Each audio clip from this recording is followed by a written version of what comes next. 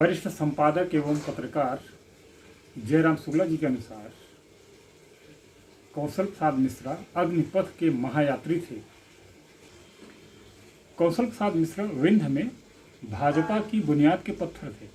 बहुतों को याद होगा कि 80 में जब भाजपा का गठन हुआ था तो उसके बाद हालात तो ये थे कि सामने की कौन कहे, मंच पर बैठने वालों को भी ढूंढ के लाना पड़ता था। डॉक्टर मुरली मनोहर जोशी के मशवरे पर मिश्रा जी चरण सिंह और राज नारायण को छोड़कर भाजपा में आए। विंध्य में भाजपा का कायांतरण उनके आने के साथ ही शुरू हुआ, क्योंकि उनके बाद ही समाजवादियों में भाजपा से जुड़ने का रास्ता खुल गया।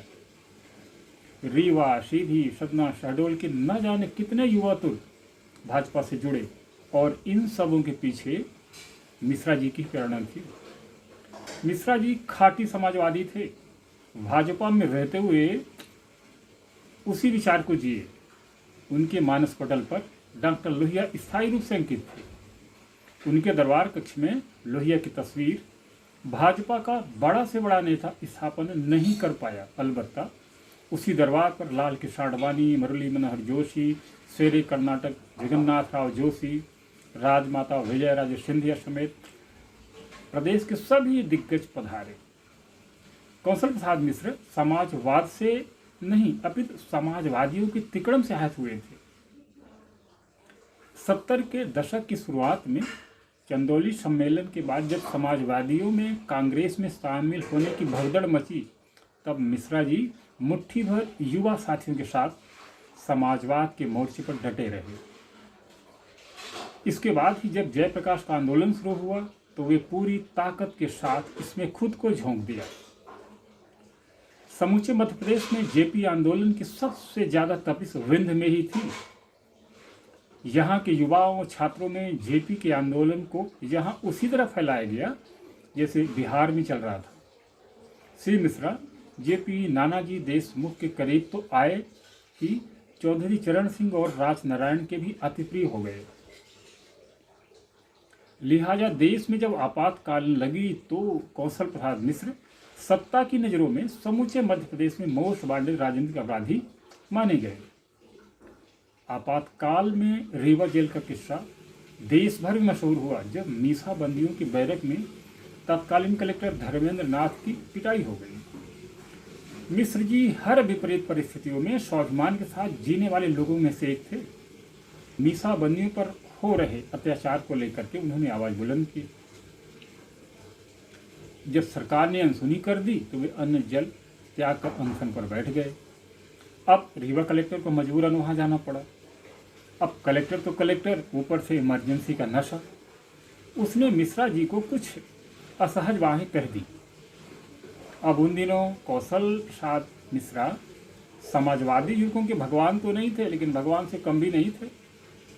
अपमान बर्दाश्त हुआ नहीं, लिहाजा कलेक्टर धर्मेंद्र नाथ की जम कर पिटवाई हो गई।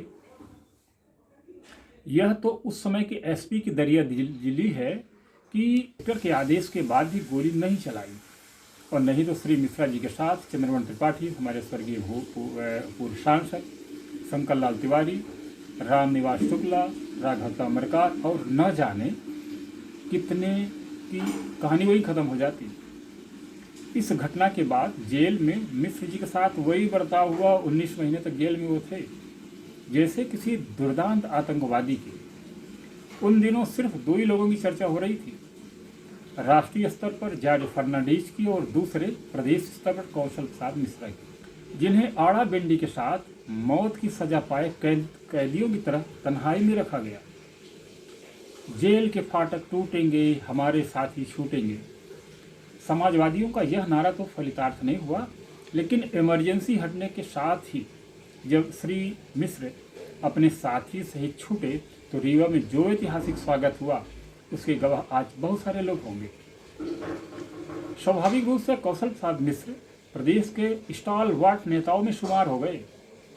लोकसभा चुनाव आया तो यह तय था कि जनता पार्टी की टिकट पर यही लड़ेंगे, लेकिन पर्चा भरने से बस 12 घंटे पहले ऐसा घटनाक्रम हुआ कि टिकट यमुना प्रसाद शास्त्री के नाम तय हुआ।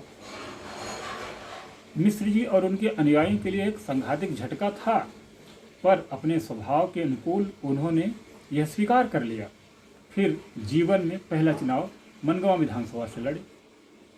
और कभी कभी यश, प्रतिष्ठा और प्रभाव भी स्वयं का दुश्मन बन जाता है। मिश्र जी के साथ राजनीति में ताउम्र यही हुआ।